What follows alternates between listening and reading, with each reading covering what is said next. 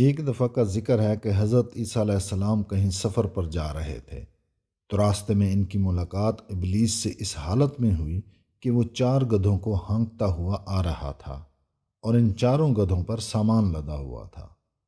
تو حضرت عیسیٰ علیہ السلام نے ابلیس سے ان گدھوں کے ہانکنے اور سامان کے بارے میں پوچھا، تو ابلیس نے جواب میں کہا کہ کچھ سامان تجارت ہے جو ان گدھوں پر لدا ہوا ہے، اور میں اس سامان کے خریداروں کو تلاش کر رہا ہوں۔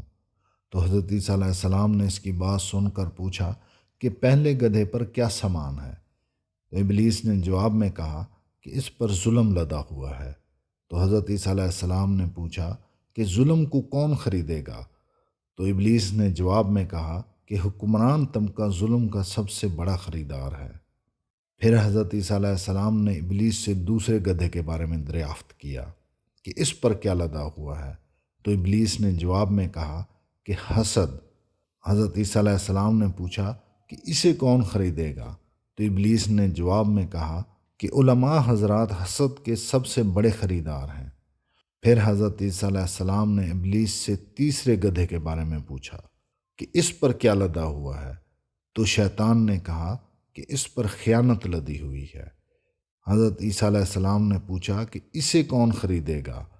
تو ابلیس نے جواب میں کہا کہ تاجر حضرات خیانت کے سب سے بڑے خریدار ہیں۔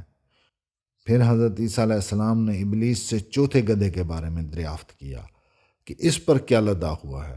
تو ابلیس نے جواب میں کہا کہ مکر و فریب۔ حضرت عیسیٰ علیہ السلام نے پوچھا کہ مکر و فریب کو کون خریدے گا؟